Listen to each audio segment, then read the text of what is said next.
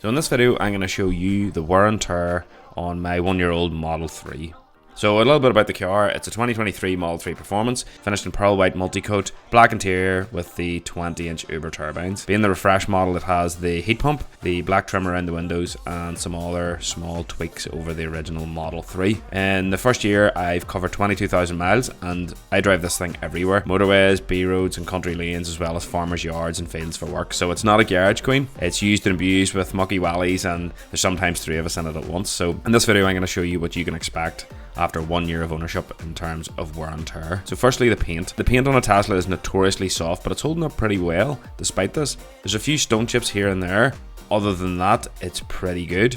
There's a big one here just on this lower part of the bumper, which is a bit of a pain because it's right through to the clear coat. But other than that, it's holding up really well. There's 2 other small stone chips on the bonnet here, which are hard to pick up on camera, just here. And there's another one just here. But the paint is surprisingly durable, but it's nowhere near as tough as a German car. I don't have a clear bra fitted, and I don't have it ceramic coated, just a few coats of Colonite to try and keep it in good condition, and I apply that once every few months. These are the 20-inch Uber turbine wheels, and remarkably, and touch wood, they're unscuffed and undamaged. They're still with the original P0s.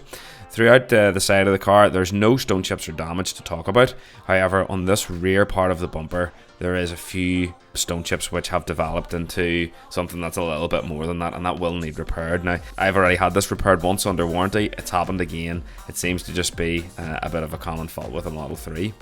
Moving around the back, again, everything's as it should be. There's no real damage, dents, or wear and tear to speak of. On this side of the rear bumper, it's nowhere near as bad. It's pretty good over at this side. That's just a bit of dirt that needs cleaned off, but other than that, that's pretty good on this side, so more than happy with that. Now here is where, on a Tesla, and the Model 3 in particular, it takes a real beating. There's so much stone chipping and rashing on this lower part of the sill. You can actually see that it's a slight shade of a different colour, so whether it's a different paint type, I'm not sure, but this rear quarter and rear arch takes a real beating, and there's tons of stone chips the whole way down it. If I was to do this again, I would definitely get this wrapped clear brad, or Tesla actually fit Salis sill protector as well, which I would probably install. So moving to the inside of the car, again, it's holding up really well. I have no complaints at all. There's a few marks down here just on the driver's door, which would probably come off with a cloth. Again, down in the sill, there's a few marks here and there just from getting out with mucky welly boots, but other than that, it's all good. The seats and steering wheel are all holding up well. The steering wheel in particular is holding up really well. There's no marks or dirt or any grime or shininess to it. This is a particular point of wear and tear, which is the mobile phone holders at the bottom. You'll tend to see a little bit of wear and tear where the grit and the dirt from your phone kind of sits in, and it's notoriously hard to clean out as well. So that's a bit that's wearing a little bit quicker than I'd like. Screen all good, no scratches, no dents, no damage. Can't complain there. In general, the whole interior's in really good shape. I mean, the seats as well, in particular, hold up really well. They're like a faux leather material, and whatever they're made from, they're really tough and really durable. There's no marks, scratches, or scuffs to talk about on any of the seats. There's a few marks on the center console here that you can see, but again, I think they'd rub off with a cloth. I think it's really just the way the camera's picking that up. So yeah, you can see here the driver's seat, that's really just a bit of rain on the top of it.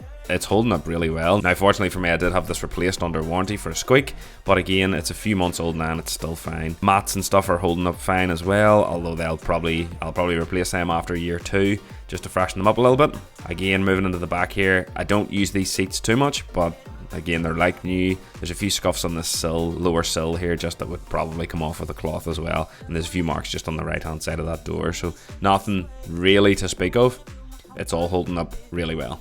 So moving around to the other side of the car, again, the exact same story. Everything's holding up pretty well. The interiors in these cars are actually pretty tough because they're so minimal and there's not much to damage. And again, here in the passenger side, you can see there's some marks and stuff there just on the lower left hand side of that seat, but nothing really too major. Again, on the sill there's a few scuffs, and just on the glove compartment as well there's a few scuffs, but again, nothing major and nothing to really worry about.